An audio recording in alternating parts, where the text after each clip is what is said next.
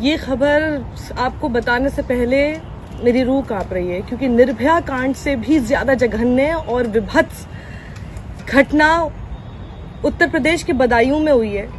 और ये जो बदायूं गैंगरेप ही नहीं बल्कि बर्बरता कांड है, क्योंकि मंदिर में गैंगरेप हुआ।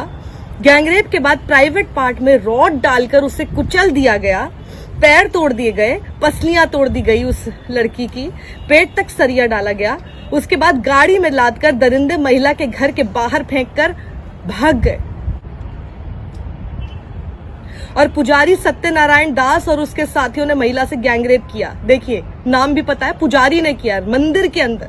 उसके प्राइवेट पार्ट में सरिया डालकर आंतें तक फाड़ डाली। अब आप सोचिए, ये पूरी सारी डिटेल आपको बताना जरूरी भी है, लेकिन कितना मुश्किल हो रहा है। आप सोचिए, निर्भया के साथ जो हुआ था उसको आज तक हम भुला नहीं पाए हैं,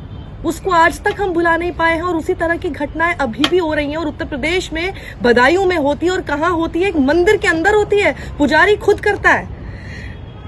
उसके शरीर का सारा खून निचुड़ गया और मौत हो गई।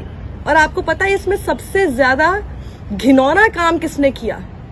पुलिस ने 44 घंटे तक उस लड़की का पोस्टमार्टम तक नहीं किया।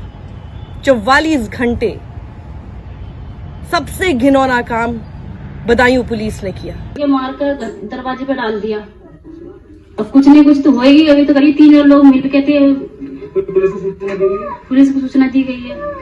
पुलिस आई मौके पर? अब पुलिस मौके पे अभी आई है। तो सुबह से जब से तो आई नहीं थी, पुलिस के पास ही गई। पूरे मामले में पुलिस की लापरवाही रही। कहीं ना कहीं यही वजह है जिस तरह से अपराधियों के जो हौसले वो बुलंद होते हैं, क्योंकि जो आरोपी था वो घटना के करीब 20 घंटे बाद तक यहाँ पर मीडिया से बात करता रहा और अपने आप को जो है सफाई देता रहा। वो दोनों अभी भी फरार है। बदायूं पुलिस कह रही है कि परिवार ने जो अपनी तहरीर दी है और उसके हिसाब से जो पोस्टमार्टम की रिपोर्ट आई है उसमें 376D और 302 का मुकदमा दर्ज कर लिया गया है। और साथ ही लापरवाही बरतने वाले तत्कालीन एसएचओ को निलंबित किया गया है। सबसे आसान है, सस्पेंड कर दो। सबको पता है कि सस्पेंशन ही होगा, इससे आगे कुछ होगा नहीं। तो कुछ भी हरकत करते हैं। सबसे घिनौना काम इस पर पुलिस ने किया है। और मैं आपको एक जरा जानकारी देना चाहती हूँ। सूर्य प्रताप सिंह, जो कि रिटायर्ड IAS ऑफिसर हैं, उन्होंने लिखा कि मैं बदायूं कलेक्टर रहा हूं और मैं ऐसी असंवेदनशीलता बर्दाश्त नहीं कर सकता। पोस्टमार्टम के लिए 2 दिन का इंतजार करना, FIR दर्ज करने से मना करना, क्या एक गैंगरेप और हत्या के मामले में यह व्यवहार उचित है?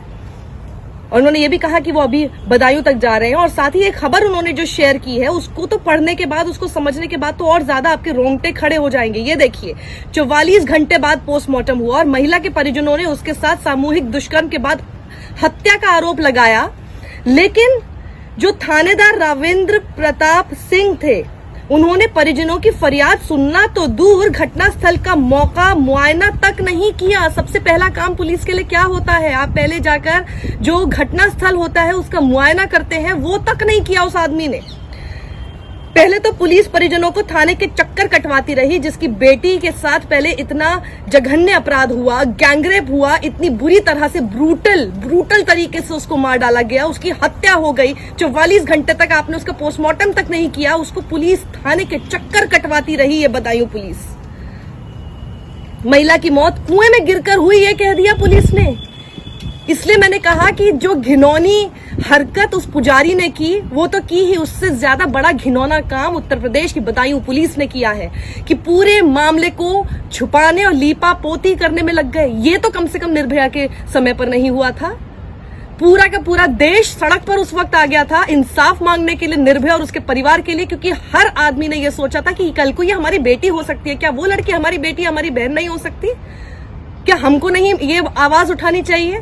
पुलिस इस तरह की हरकत कैसे कर सकती है? और उसके बाद फिर उसमें लीपापोती करी सिर्फ इसलिए कि ये सब कुछ एक ऐसे राज्य के मंदिर में हुआ जो राज्य इस बात का दंभ भरता है कि हिंदू बहुत सुरक्षित है और हिंदू कुछ भी कर सकता है, और मंदिर के अंदर होता है और पुजारी खुद करता है और इतना जघन्य अपराध करता है, और उसके ऊपर फिर लीपापोती करने के लिए उसी राज्य की पुलिस पूरी तरह से लग जाती है। ये बताकर कि कुएं में गिरकर उसकी मौत हुई, ये बताकर मामला रफा दफा करने को कहा गया। लेकिन काफी दबाव के बाद मामला दर्ज किया गया और सोमवार को दोपहर 44 घंटे बाद शव को पोस्टमार्टम के लिए भेजा गया। महिला डॉक्टर समेत 3 डॉक्टरों के पैनल ने उसके बाद पोस्टमार्टम किया, जिसके बाद फिर 376D और 302 का मामला दर्ज किया गया। अब आप सोचिए कि पोस्टमार्टम एक तो पहले इतना लेट हुआ, और देर करने की कोशिश थी। ये तो इतना दबाव बना, इस वजह से करना पड़ा, वरना तो पूरी कोशिश थी कि इसके अंदर रेप का मामला ही ना आए। आप सोच रहे हैं 2021 में जहां एक रिलीजियस प्लेस पर सो कॉल्ड प्रीस्ट वो एक लड़की के साथ इतना जघन्य अपराध करते हैं, इतनी ब्रूटैलिटी के साथ, और उससे ज्यादा घिनौना ये है कि एक राज्य का पूरा पुलिस महकमा उसको बचाने में लगता है और उस पूरे मामले को रफा दफा करने की कोशिश करता है और उसमें गलत जानकारी देकर उस मामले को खत्म करने की कोशिश करता है। उत्तर प्रदेश से आई ये घटना बेहद चौंकाने वाली है, बेहद शर्मसार करने वाली है। हाथरस के बाद अभी हाथरस की सच्चाई खत्म भी नहीं हुई थी, अभी हाथरस की सच्चाई से हम उबरे भी नहीं थे, और हाथरस में किस तरह से लीपापोती की गई उसके बाद इलाहाबाद हाईकोर्ट ने कितना हड़काया पुलिस महकमे को ही और साथ में उत्तर प्रदेश की सरकार को। उसके बाद मुश्किल से 3 से 4 महीने के बाद हमें एक और ऐसी घटना देखने को मिलती है जो उससे और ज्यादा भयावह है। सोचिए प्राथमिकता क्या है?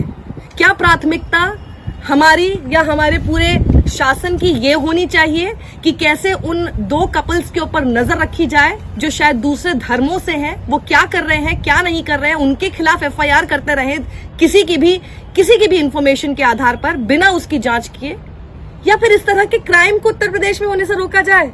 नहीं, रोका नहीं जाएगा। जब क्राइम हो जाता है, लीपापोती करने में हमारा उत्तर प्रदेश का पुलिस महकमा और हमारी सरकार बहुत आगे है। लीपापोती बस किसी तरह से उस पूरी घटना पर कर दी जाए, इसमें बहुत आगे हैं ये लोग।